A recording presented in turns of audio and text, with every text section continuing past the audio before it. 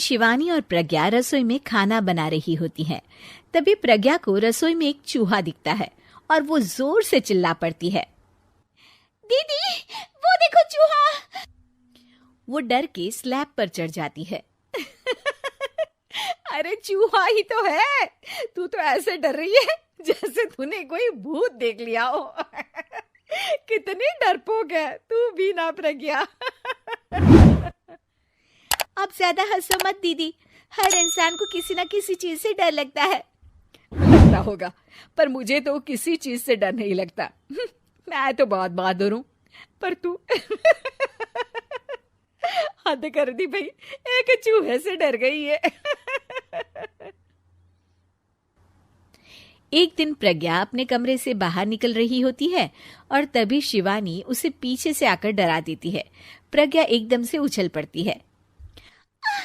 दीदी ऐसे भी कोई मजाक करता है क्या?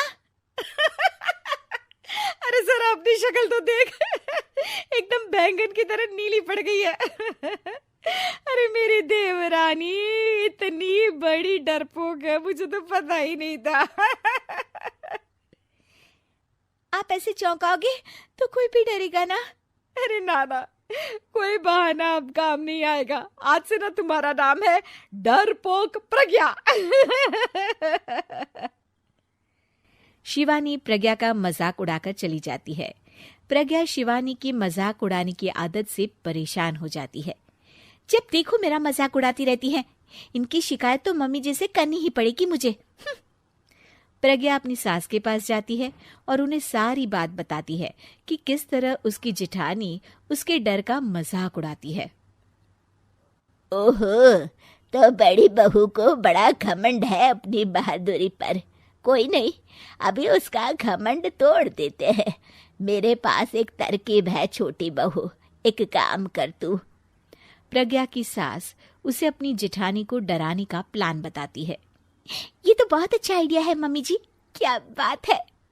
आइडिया सुनकर लग रहा है कि आप अपने बचपन में काफी शरारती रही होंगी मम्मी जी।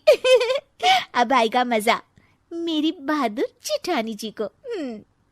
प्रज्ञा अपनी जेठानी को डराने का एक प्लान बनाती है। रात में वो शिवानी के पास जाती है और कहती है, दीदी मुझे ना बहुत डर लग रहा है। क्या हुआ मेरी डरपोक देवरानी? दीदी मैं छत पर गई ना तो मुझे ऐसा लगा कि कोई वहां है। ऐसा लगा जैसे मुझे कोई वहां देख रहा था, जैसे कोई साया। अरे क्या बक रही हो, तेरा वहम होगा। नहीं दीदी, आप चलो ना प्लीज मेरे साथ, मुझे तो बहुत डर लग रहा है। मेरी एक साड़ी सूख रही थी, वही लानी है। प्लीज आप चलिए ना ऊपर मेरे साथ। ओफो, चल। प्रज्ञा शिवानी को बहाने से छत पर ले जाती है और वो उसके पीछे चल रही होती है। ले आ गए हम छत पर, कहाँ है भूत, दिखा, कहीं तो है नहीं।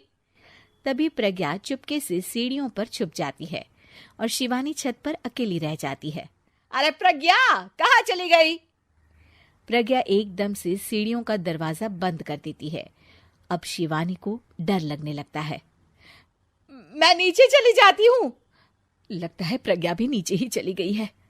तभी उसके सामने एक खुले बाल सफेद साड़ी में औरत खड़ी होती है। शिवानी उस औरत को देखकर डर जाती है। हाल तू जलाल तू आई बला को टाल तू, हाल तू जलाल तू आई बला को टाल तू।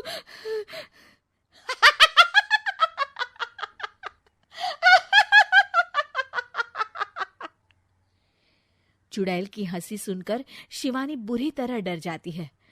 नहीं, मुझे छोड़ दो, भगवान के लिए मुझे छोड़ दो। नहीं, मैं तुझे नहीं छोड़ूंगी, मैं तेरा खून पी जाऊंगी। तभी चुड़ैल की हंसी उसकी सास की हंसी में बदल जाती है।